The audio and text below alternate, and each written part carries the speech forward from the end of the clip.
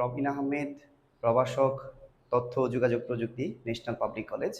আজ আমি আপনাদের সামনে আমার তথ্য ও যোগাযোগ প্রযুক্তি বই থেকে একটি বিষয় নিয়ে কথা বলবো। আশা করছি সবাই ক্লাসটি খুব মনোযোগ সহকারে দেখবেন এবং সবাই খুব মনোযোগ সহকারে আমার কথাগুলো শুনবেন। প্রথমেই আমি আমার তথ্য ও যোগাযোগ প্রযুক্তি বই থেকে একটু পরিচিতি পর্ব করে নিব। প্রথমে আমি বলতে চাই, আমার তথ্য ও যোগাযোগ প্রযুক্তি বইয়ের মধ্যে একাদশ ও দ্বাদশ শ্রেণীর জন্য আমাদের 6টি চ্যাপ্টার রয়েছে। ছয়টি চ্যাপ্টার থেকে আমরা প্রথম যে চ্যাপ্টারগুলো পাবো, প্রথম চ্যাপ্টার 1, চ্যাপ্টার 2, যে টপিকগুলো এখানে আলোচনা হয়েছে সেই টপিকগুলোকে আমরা থিওরিটিক্যাল টপিক বলে থাকি। চ্যাপ্টার 3 নাম্বার যে অধ্যায়টা রয়েছে তাকে আমরা দুইটা ভাগে ভাগ করে থাকি, একটা 3.1 আর একটা হচ্ছে 3.2।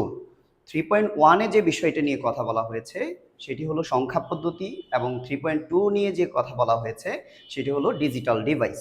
আমরা যখন চ্যাপ্টার 3 পড়ব তখন এখান থেকে আমরা বোর্ড পরীক্ষায় 2টি সৃজনশীল প্রশ্নের আনসার করতে পারবো।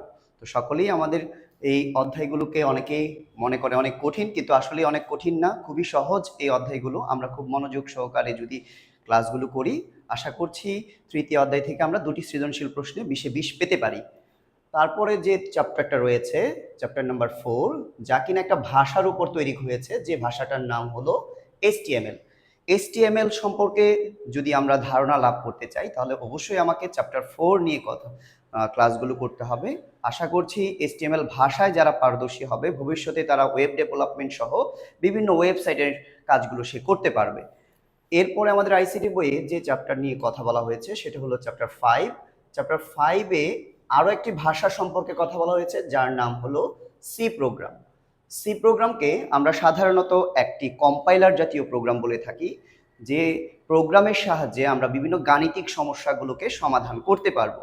আশা করছি সি প্রোগ্রামের ক্লাসগুলো যদি আমরা মনোযোগ সহকারে করি তাহলে অবশ্যই আমরা বিভিন্ন গাণিতিক সমস্যাকে প্রোগ্রামিং ভাষার মাধ্যমে, অর্থাৎ স্ট্রাকচার্ড প্রোগ্রামিং ল্যাঙ্গুয়েজের মাধ্যমে আমরা সমস্যাগুলো সমাধান করতে পারবো। সর্বশেষ যে চ্যাপ্টারটা রয়েছে আমাদের আইসিটি বইয়ে সেটা হলো চ্যাপ্টার 6, যাকে বলা হয় ডিবিএমএস। ডিবিএমএস বলতে আসলে আমরা যে জিনিসটাকে বুঝি সেটা হলো database management system. Database management system বলতে আসলে যে বিষয়টাকে বোঝায় সেটা হলো ডেটাকে কিভাবে একটি সার্ভারে সংরক্ষণ করে রাখতে হবে সেই বিষয়ে আলোচনা করা হয়েছে আমাদের আইসিটি বইয়ের 6ষ্ঠ অধ্যায়ে। তাহলে আমরা যদি আমাদের আইসিটি বইটাকে পুরোপুরিভাবে প্রথম অধ্যায় থেকে 6ষ্ঠ অধ্যায় পর্যন্ত ভালো করে আমরা ক্লাসগুলো করতে পারি তাহলে আমরা একটা পূর্ণাঙ্গ ধারণা পাবো একাদশ ও দ্বাদশ শ্রেণীতে। আর এই ক্লাসগুলোতে আপনারা যদি মনোযোগ সহকারে ক্লাসে উপস্থিত থাকেন এবং ক্লাসগুলো মনোযোগ সহকারে শুনেন তাহলে অবশ্যই তথ্য ও যোগাযোগ প্রযুক্তিতে আপনি একটি ভালো ফলাফল করবেন। সকলেই ভালো থাকবেন। ধন্যবাদ।